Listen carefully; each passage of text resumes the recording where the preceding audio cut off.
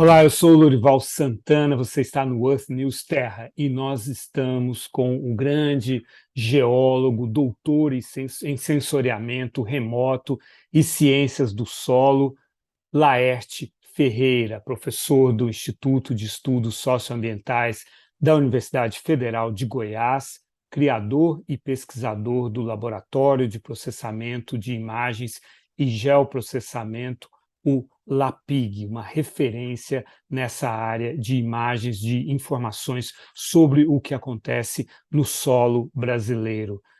Laerte, é um grande prazer ter você aqui no Earth News Terra, e a gente está na semana do lançamento de mais uma coleção do MAP Biomas, essa grande biblioteca, enciclopédia do território brasileiro, usado o tempo inteiro por mim, pelos meus colegas, pelos cientistas brasileiros e do mundo inteiro. O lançamento oficial será nessa sexta-feira em Brasília, e a gente já deu algumas notícias até do MAP Biomas deste ano. Conta para a gente, então, o que está acontecendo com o Brasil.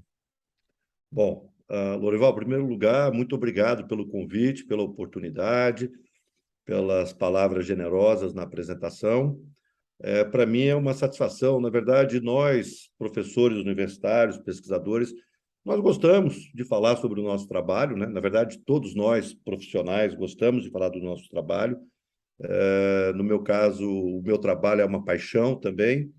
E, bom, como você comentou, né? Nessa sexta-feira nós temos o lançamento da coleção 7 do MAP Biomas, né? Então, rapidamente, primeiro, o que é o MAP Biomas? O MAP Biomas, eu diria que é uma ideia genial, revolucionária, né? Bastante inovadora em nível mundial, que foi sob a coordenação do Tasso Azevedo. Enfim, o MAP Biomas, um grupo de pessoas decidiu se reunir em 2015 com a seguinte pergunta, com a seguinte provocação que nos foi colocada pelo Tasso. É possível nós conhecermos a trajetória de cada pedacinho, né? Se a gente pensar numa imagem de satélite, né, que é constituída por pixels, né? É possível a gente conhecer a história do que está acontecendo no Brasil nas últimas décadas, pedacinho por pedacinho. Cada pedacinho desse diz respeito a uma área do território de 30 por 30 metros, né? Um pixel de 900 metros quadrados. Então, essa foi a provocação que o Tasso Azevedo nos colocou, e um grupo de pessoas vinculadas, né? Pessoas vinculadas às universidades, como é o meu caso, a empresas de tecnologia, a, a ONGs, né? Organizações não governamentais. Então, o MAP Biomas, antes de mais nada, é uma iniciativa não governamental.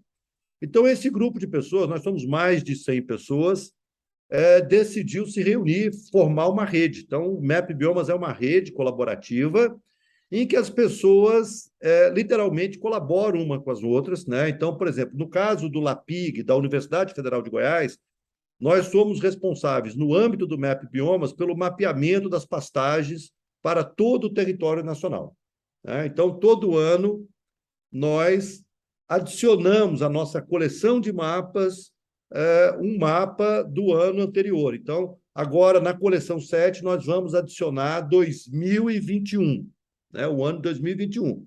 Quando nós começamos lá em 2015, nós voltamos no tempo, porque o objetivo do MAP Biomas, né, é constituir uma série histórica. Então, eu convido a todos, né, para explorarem o MAP Biomas, mapbiomas.org. Todos os mapas são públicos, gratuitos. Toda a lógica utilizada para a construção desses mapas é transparente, é aberta. MAP Biomas é ciência aberta. Nós acreditamos muito naqueles princípios da ciência aberta, né? Os princípios que a gente chama de FAIR. O F de Findable, o I de Interoperable, o R, o FAIR, Findable, Accessible, Interoperable, e o R de Reusable. Ou seja, ciência aberta diz respeito a conhecimento que pode ser encontrado, não está escondido em algum lugar, é um conhecimento acessível de forma pública, transparente, gratuita, é um conhecimento que pode ser utilizado em diferentes plataformas, ou seja, independente de onde você esteja, você consegue acessar esse conhecimento. E é principalmente um conhecimento, um dado, uma informação que é reutilizável. Então, isso é o MAP Biomas. Como você comentou na abertura, na sexta-feira agora, nós estamos lançando a coleção 7, que diz respeito aos mapas de 1985, mapas anuais, até 2021. E esses mapas, eles dizem respeito à cobertura e uso da terra, ou seja, por meio do Map Biomas, nós estamos conseguindo entender a dinâmica, as transformações no território nacional, né? Como esse território está sendo ocupado, está sendo apropriado, o que está acontecendo com esse território. E aí, só para finalizar essa resposta um pouco longa, Map Biomas hoje cresceu muito. Então, nós temos o Map Biomas Fogo, que está olhando as cicatrizes de queimadas no Brasil nessas 4 décadas. Nós temos o Map Biomas Água. Nós temos agora, né, o Map Biomas Solos. Enfim, temos o Map Biomas Ar, que está lidando com dados de qualidade do ar. Então, assim, a rede toda ela está se expandindo muito rapidamente. Então, isso é uma questão que nos dá muita satisfação falar sobre tudo isso. É claro, né, Laerte, porque não tem como a gente se apaixonar pelo nosso território e nem buscar soluções para ele sem conhecê-lo, né? A primeira coisa que nós temos que fazer é conhecer e sim, no Brasil uma enorme escassez de informação, né? Graças ao Map Biomas, esse não está mais sendo o caso desses aspectos ambientais que vocês investigam, né? A gente teve no período de 2005 até 2012 alguma retração, né, no desmatamento na Amazônia. Eu não saberia se isso aconteceu nos outros biomas também, e de qualquer maneira, de lá para cá, de 2012 para cá, o desmatamento voltou a se acelerar, né? Sempre houve desmatamento, infelizmente, mas ele havia se desacelerado entre 2005 e 2012. Agora, de 2012 para cá, na Amazônia, ele se acelerou. Isso acontece nos outros biomas também? Sim, isso acontece principalmente no bioma cerrado, né? O que acontece, né? Esse período de retração do desmatamento na Amazônia que você menciona, ele está muito associado, né? Eu diria, a políticas públicas bem-sucedidas, né? A políticas, inclusive, de comando e controle, ou seja, houve uma posição clara do governo federal em relação ao desmatamento. O Brasil, né, sempre, há anos, vem sendo cobrado pela questão do desmatamento. Então, houve uma posição muito assertiva do governo federal, houve aí apoio, né, no que se diz respeito a políticas públicas, monitoramento, e a gente realmente percebeu uma redução na taxa de desmatamento.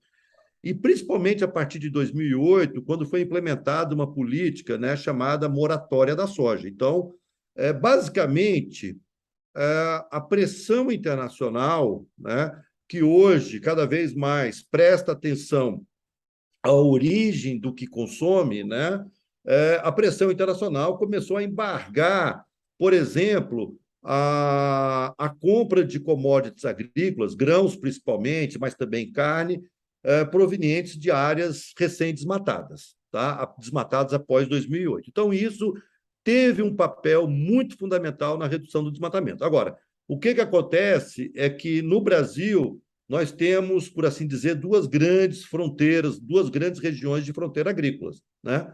Uma é o chamado Arco do Desmatamento, e aí a gente está falando principalmente aí, né, nessa borda sul da região amazônica, do bioma Amazônia, e nós temos também uma região importante de fronteira agrícola, que é conhecida por Matopiba, aqui no bioma Cerrado. Então, o que a gente percebe é que o desmatamento no bioma cerrado continua acontecendo em níveis acelerados. E, obviamente, o desmatamento como um todo, né, em anos mais recentes, ele aumentou. Então, a gente precisa de muito conhecimento sobre esse território, como você comentou há pouco, né? Nós precisamos conhecer melhor o nosso território e nós precisamos desse conhecimento para subsidiar políticas públicas bem-sucedidas. E existem políticas públicas, né, muito bem-sucedidas, e o que a gente precisa também é efetivamente apoiar essas políticas, inclusive com investimentos públicos. Mas, falando de desmatamento, hoje eu tenho a plena convicção que o desmatamento é algo desnecessário no Brasil. Quando nós pensamos em termos de território nacional, nós estamos falando de 35%, de cerca de 35% do Brasil que já foram convertidos, já foram desmatados, né? E um terço de toda essa conversão aconteceu nas últimas 4 décadas. Então, o Brasil é um país que desmatou muito, ainda desmata muito, e essa grande transformação das paisagens naturais brasileiras aconteceu num período de tempo muito curto. Então, nós temos que começar a pensar o seguinte: olha, nós temos grandes quantidades de terras já abertas que podem ser utilizadas com mais inteligência territorial, né? O uso pode ser otimizado, e aí a gente pode começar a pensar em alternativas para efetivamente reduzir, se não interromper por completo os desmatamentos no Brasil. Laerte, você falou 35% historicamente foram desmatados e um terço desses nas últimas 2 ou 3 décadas? Nas últimas quatro Quatro décadas. décadas. Aham. Tá? Certo. Agora, quando a gente fala de desmatamento, e, por exemplo, no Cerrado, né, aí vem uma discussão assim, pela lei, eh, cada fazenda no bioma Cerrado pode desmatar 80%, é isso? Tem que manter 20%? Na verdade, pela lei, pode desmatar menos do que você está falando, né? Porque se a gente pensar, o Cerrado, a reserva legal, tá? Nos estados do bioma Cerrado, que estão dentro da região norte do país, da região amazônica, tá? A reserva legal é de 35%. E nas demais localidades, melhor dizendo, né, todos os municípios que estão dentro da Amazônia Legal, a reserva legal é de 35%. Das demais localidades do bioma Cerrado, 20%. Mas nós temos também as áreas de proteção permanente, né? Ao longo dos cursos de drenagem, topo de morro, áreas com elevada declividade. Então, na prática, a gente teria aí, pelo menos pensando no Cerrado como um todo, né, que preservar, pelo menos, pensando também em nível de propriedade rural, cerca de 70%. Tá? Pensando aí 20%, né, não considerando a Amazônia legal, mas pensando em cerca de 20% de reserva legal e cerca de 10% de toda a área, e aí é uma estimativa grosseira, da área na forma de APP, de áreas de proteção permanente. Então daria 30% de área preservada, é isso? Daria 30% de área De área preservada. preservada. E isso não está considerando as áreas de conservação ambiental que teriam que ser 100% preservadas? As áreas de proteção, as unidades de conservação de proteção integral, que devem ser 100% preservadas, né? Você tem a porcentagem de quanto essas áreas de conservação representam no bioma cerrado, em termos de território? Olha, é muito pouco. Ah, Eu tenho medo de dizer o número mas é agora. pouco. É Ok, pouco, tá. tá?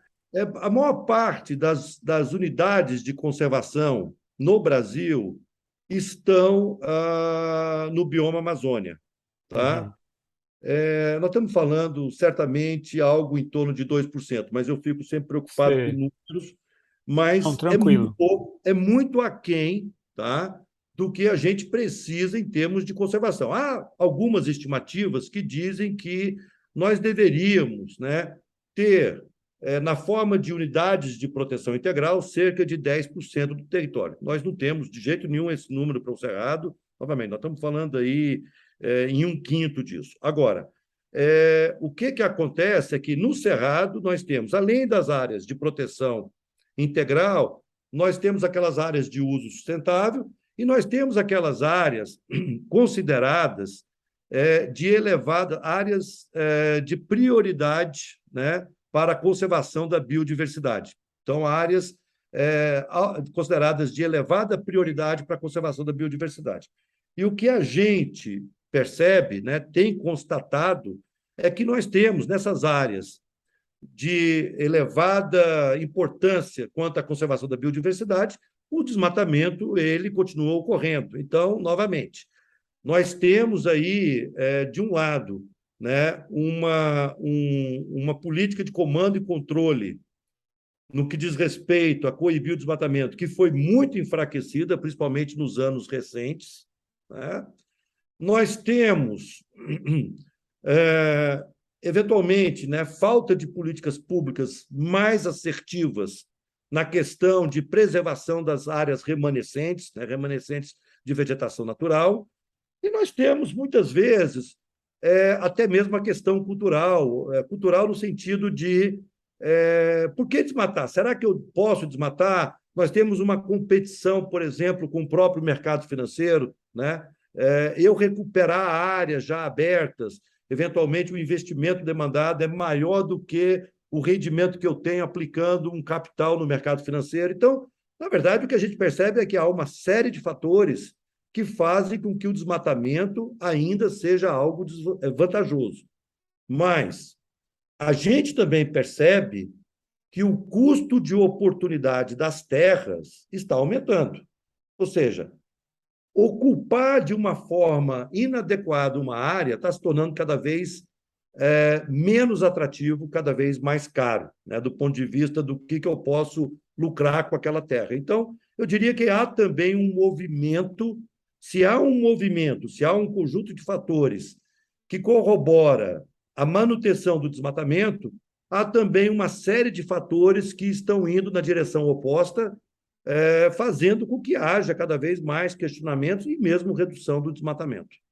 Como que é esse custo de oportunidade? Você estava falando que cada vez fica mais caro manter terras. Terras com baixa produtividade. Ah, sim. Uhum. Tá?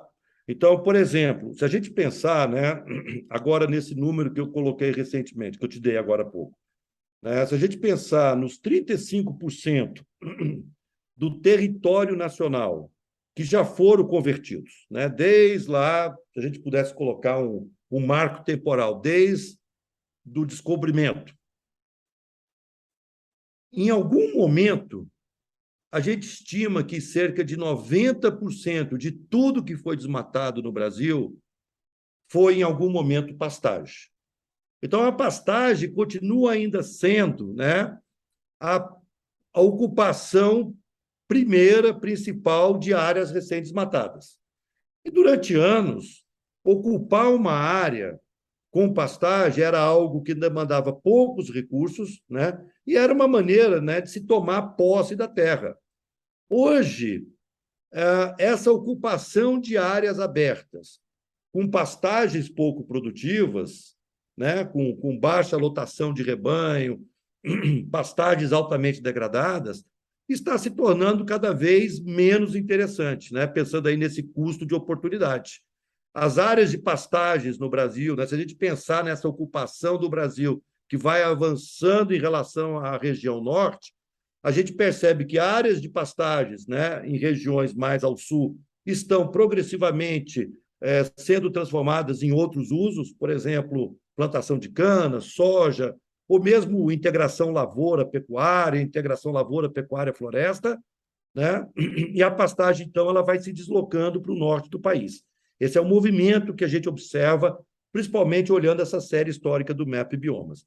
Agora, o que acontece é que existe hoje uma pressão muito grande internacional e a própria pressão interna econômica para fazer com que as áreas elas sejam mais rentáveis.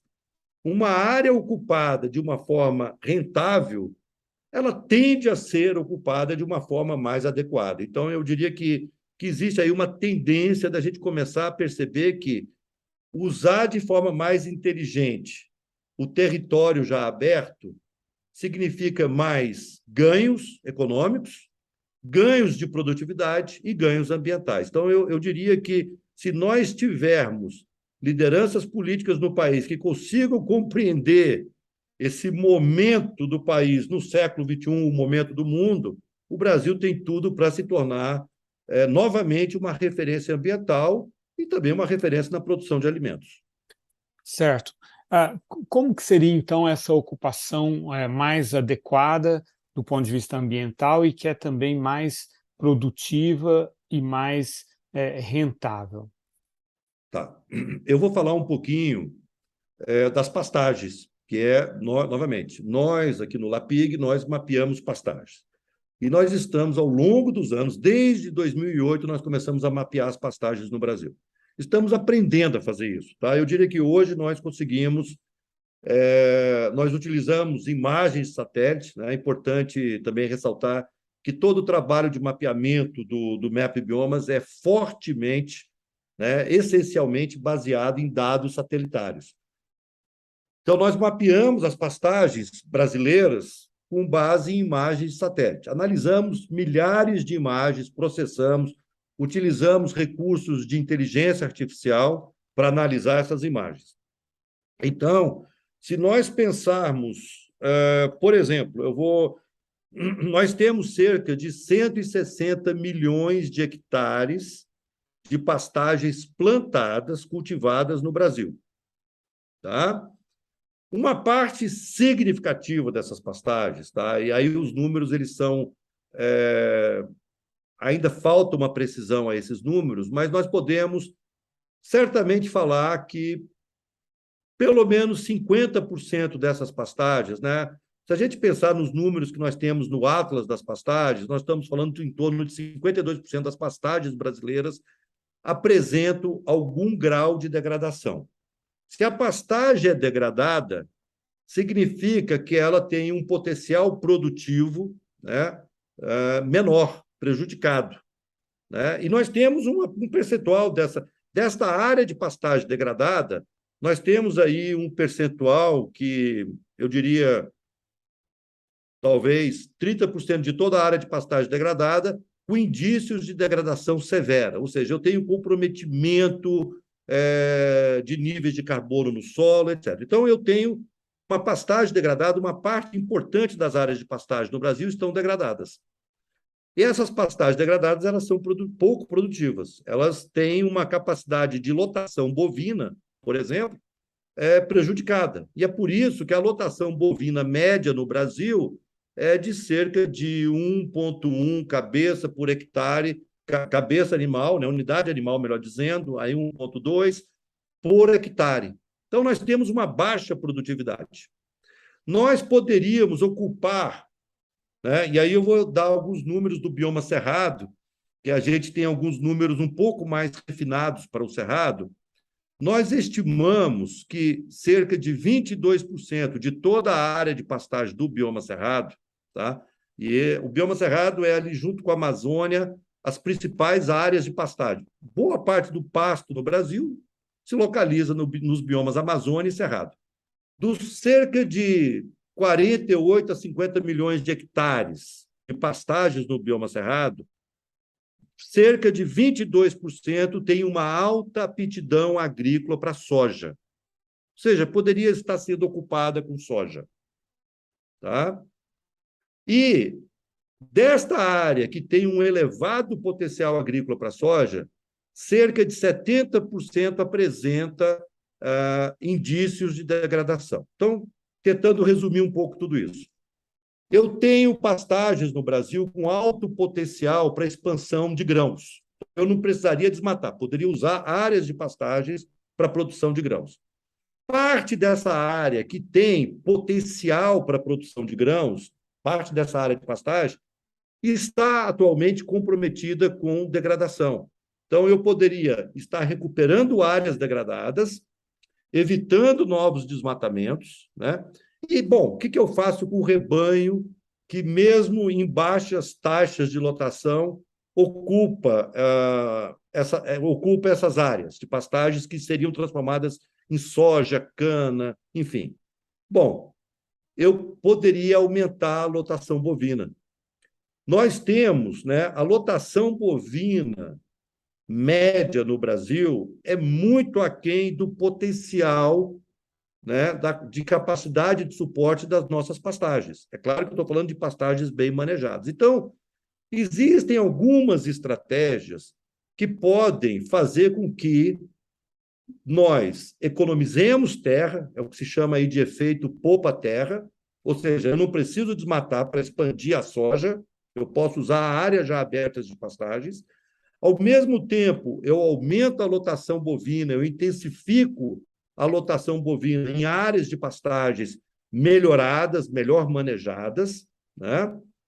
E fazendo tudo isso, eu estou reduzindo o desmatamento e, ao mesmo tempo, pastagens mais bem manejadas tendem a sequestrar mais carbono no solo. Então, existe a possibilidade de nós efetivamente entrarmos em um círculo virtuoso, né, com políticas públicas melhor definidas, com melhor inteligência territorial, enfim, com investimentos necessários, mas para tudo isso é importante que haja, obviamente, o direcionamento político, haja o entendimento de que nós podemos fazer muito mais e melhor, né? E ganharmos de forma, do ponto de vista ambiental também. Quer dizer, não há nenhum conflito com o interesse do empresário rural, porque ele ganharia mais dinheiro. Sim, eu diria que, novamente, aí tem uma questão cultural, né? Tem uma questão. Mas hoje, eu acabo, por conta de estar lidando, né, estar à frente desse mapeamento das pastagens, nós lidamos com várias parcelas ou pessoas envolvidas com o agronegócio. Eu diria que no Brasil existe uma parcela do agronegócio que já entendeu que o Brasil só tem a lucrar se efetivamente assumir o seu papel, eu diria quase que destino, de se tornar, de fato, uma potência agrícola aliada à conservação ambiental, ou seja, uma potência agroambiental. Nós temos tudo para avançarmos nessa linha, nessa direção. Existem parcelas do agronegócio, parcelas importantes, que têm esse entendimento. Tá? E é claro que, novamente, nós temos que encontrar maneiras de aliar a produção de alimentos, a vocação do Brasil. Obviamente, o Brasil tem muitas vocações, um país tão complexo, né, e eu diria maravilhoso como o Brasil tem muitas vocações.